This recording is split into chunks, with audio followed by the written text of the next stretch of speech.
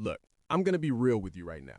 We need to have the conversation that nobody wants to have, but everybody's thinking about. This Raiders organization is broken from top to bottom. And if you're sitting there thinking this is just about one bad game or one bad coach, you're missing the entire picture. We got problems at every single level, and it's time we stop sugarcoating it. What's up, Raiders Nation? Welcome to the NFL Playbook, Raiders. Let's start with what we saw against Kansas City. 31-0. Not 31-3, not 31-7, 31-0. You know what else was 30?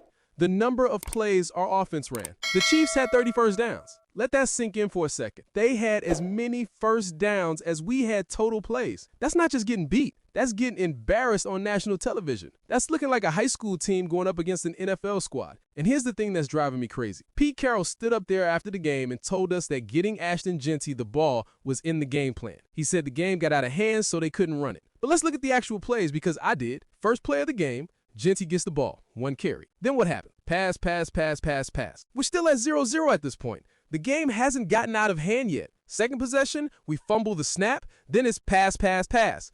We get a penalty that gives us a fresh set of downs, 1st and 10, perfect opportunity to establish the run.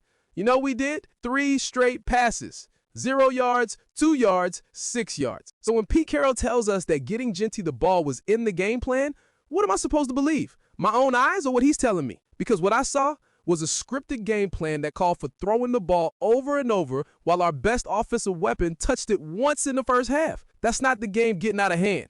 That's a coordinator doing whatever he wants. And that coordinator is Chip Kelly. Now let's talk about Chip Kelly for a minute, because this is where it gets really interesting. Pete Carroll built his entire reputation on smash mouth football. Run the ball, play action, throw it deep, physical defense. That's Pete Carroll football. So why in the world would he hire Chip Kelly, a guy who's the complete opposite? Kelly wants to run bubble screens and tunnel screens out of the shotgun. He wants tempo and spray concepts. These two coaches are philosophically opposed to each other in every single way. And you can see it playing out. Kelly can't help himself. He's determined to prove that his system works in the NFL, even though it's failed everywhere he's been. Philadelphia couldn't wait to get rid of him. San Francisco couldn't wait to get rid of him. UCLA fired him. But somehow, he ends up here as the highest paid offensive coordinator in the league, and he's doing the exact same stuff that didn't work everywhere else. Look at what he did to Jackson Powers Johnson. This kid was a first-round pick, played well as a rookie, struggled against one of the best interior defensive linemen in the NFL, and Kelly benched him. No competition, just benched him for Jordan Meredith, who's been errant snapping, getting pushed back on every quarterback sneak, and missing protection calls. But Kelly said Meredith is what you're looking for in the center because he's smaller and more athletic. More athletic? The guy can't even snap the ball cleanly. Kelly's got this vision in his head of what players should be, and if you don't fit that mold, you don't play. That's not coaching. That's being stubborn and rigid to the point where you're hurting your own team. And it's not just Powers Johnson. Look at how he's handling Jeanty. When Jeanty was in his natural stance, his Michael Myers stance, Kelly made him change it. Why? Because Kelly thought he knew better. When Jeanty finally got back to his natural stance, he started playing better. So what does Kelly do? Gives him even fewer touches. 4 carries in the first half against the Chiefs, 1 carry in the first quarter. This is a guy who should be getting 25 touches a game, and Kelly's treating him like a backup. Then there's Geno Smith. Look, I'm not going to sit here and tell you Geno's been good because he hasn't. He's leading the league in interceptions. He threw for 67 yards against Kansas City. That's pathetic. But Geno's also not this bad. We've seen him have success. We know what his strengths are. Deep balls, play action from under center, letting it rip downfield. Kelly's got him throwing short passes, intermediate routes where he's forcing balls into coverage. Kelly's not playing to Geno's strengths at all. And when your quarterback is struggling, you adjust. You scheme guys open. You create easy completions. Kelly's doing none of that. Here's what kills me. Pete Carroll's not stopping any of this. He hired Kelly, and now he's just letting him do whatever he wants while Pete focuses on defense. But the defense is getting gashed because the offense can't stay on the field. 30 plays. You can't run a defense when your offense goes 3 and out every single drive. Your defense is exhausted by halftime. And Pete's standing up there in press conferences protecting Kelly. He's contradicting himself, saying things that don't match what we're seeing on tape, all to protect his coordinator. That's loyalty, sure, but it's misplaced loyalty. At some point, you gotta look at what's happening and make a change. Antonio Pierce got fired because Luke Getsy's offense was terrible. Why should Pete Carroll be any different? Kelly's offense is even worse. But here's the real problem, and this is what nobody wants to admit. This all comes back to Mark Davis. Mark Davis is the one constant through all of this dysfunction.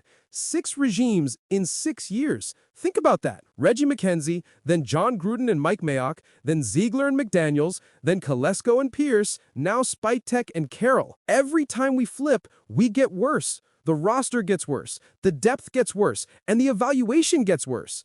And who's making all these decisions? Mark Davis. People want to give Mark credit because he's loyal, because he loves the Raiders, because he built a nice stadium and a nice practice facility. Great. That's the bare minimum. That's what every owner should do. But loving the team and knowing how to run a winning football organization are two completely different things. Mark's not a football guy. His dad was, but he's not. Mark's a businessman who dabbles in football.